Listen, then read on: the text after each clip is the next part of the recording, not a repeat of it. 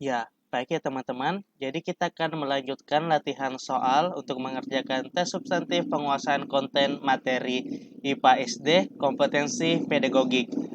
Ya, sedangkan untuk kompetensi profesional, insya Allah kita akan melanjutkan di video berikutnya. Oke, kita lihat capaian pembelajaran dan indikator esensial. Ya, yang pertama, menguasai teori aplikasi pedagogik, minimal teori belajar, evaluasi proses dan hasil belajar, kurikulum, model, dan prinsip-prinsip pembelajaran IPA yang bersifat mendidik. Sedangkan untuk indikator esensialnya, disajikan kasus, peserta diminta menentukan model pembelajaran atau pengelolaan kelas atau penggunaan media dalam pembelajaran IPA. Ya, kita lihat contoh soalnya.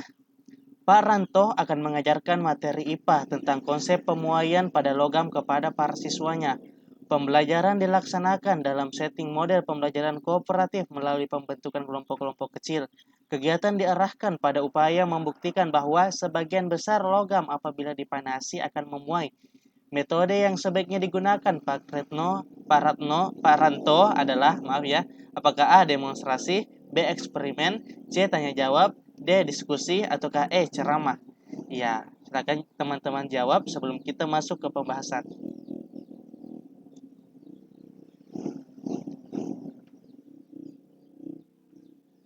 Ya, oke, kita akan masuk ke pembahasan.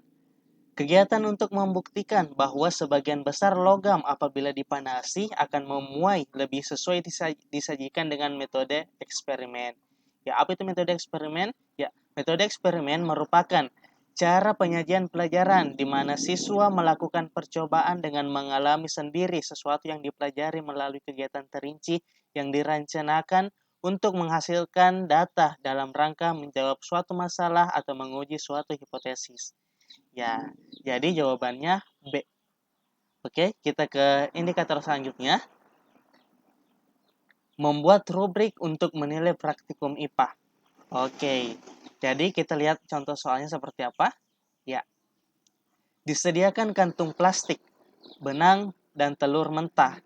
Rancanglah sebuah parasut sederhana menggunakan bahan yang disediakan untuk menurunkan atau menjatuhkan telur mentah dari ketinggian tertentu agar tidak pecah. Rubrik yang sesuai untuk memberikan penilaian terhadap siswa bahwa siswa kreatif melakukan percobaan sesuai soal tersebut adalah, ya, silahkan di pause video ini ya teman-teman untuk menjawab soal ini apabila teman-teman memerlukan waktu yang lebih. Ya. Oke, jadi kita akan masuk ke pembahasan.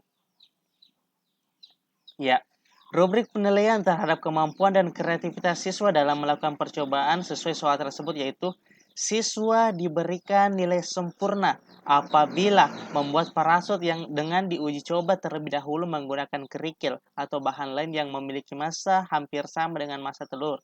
Hal ini dikarenakan ada unsur kreatif melalui uji coba parasut pada kerikil atau bahan lain yang massanya mendekati massa telur mentah. Ya, jawabannya C ya teman-teman. Ya, kita ke indikator berikutnya. Membuat soal yang digunakan untuk mengukur kemampuan berpikir tingkat tinggi materi IPA. Oke, kita lihat contoh soalnya. Soal di bawah ini yang dapat digunakan untuk mengukur kemampuan berpikir tingkat tinggi materi IPA adalah, ya, apakah A. Benda-benda apa sajakah yang dapat ditarik magnet? Ataukah B. Apa yang kalian ketahui tentang gaya magnet? Ataukah C. Mengapa peniti dalam kotak kertas dapat ditarik magnet yang ditaruh di luar kotak? Ataukah D. Sebutkan macam-macam magnet berdasarkan bentuknya? Ataukah E. Apa yang dimaksud dengan magnet buatan? Ya, silakan teman-teman jawab.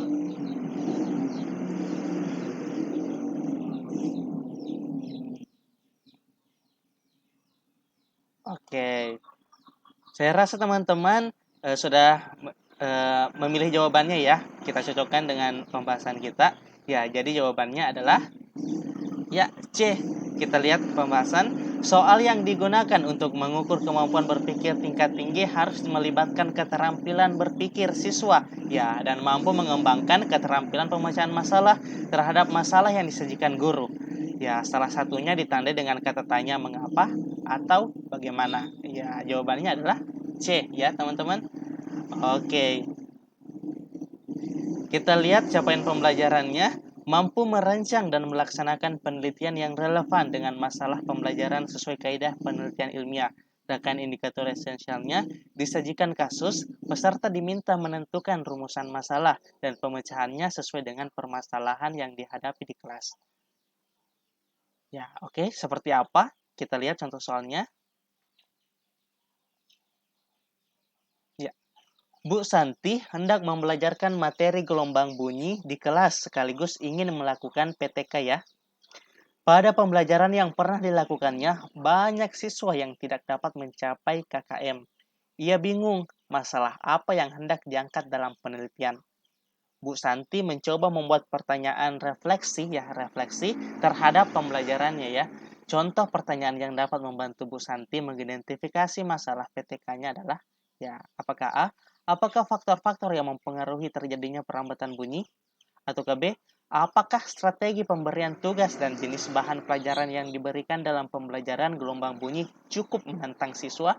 Atau C, bagaimana cara membuktikan hubungan antara medium perambatan dan kecepatan merambat bunyi? Atau D, apakah kebiasaan sarapan pagi berpengaruh terhadap hasil belajar siswa dalam pelajaran gelombang bunyi? Ataukah bagaimana cara mendemonstrasikan gejala perambatan gelombang bunyi pada benda padat? Oke, jawaban teman-teman apa? Oke, kita lihat ya.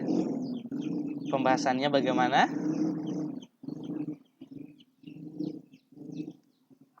Ya, permasalahan yang diambil sebagai rumusan permasalahan dalam PTK berkaitan dengan upaya peningkatan kualitas proses pembelajaran ya, sehingga diharapkan berdampak pada aktivitas siswa yang mampu membantu memperbaiki hasil belajarnya. Salah satu contohnya pada kasus yang diberikan pada soal yaitu dengan memikirkan apakah suatu ya, salah satu contohnya pada kasus yang diberikan pada soal yaitu dengan memikirkan apakah suatu strategi cukup memberikan tantangan bagi siswa selama proses pembelajaran. Ya, jawabannya adalah B ya teman-teman. Oke, jadi cukup untuk pembahasan video kali ini. Insya Allah kita akan melanjutkan di video yang lain ya mengenai kompetensi profesional IPA di SD. Oke teman-teman.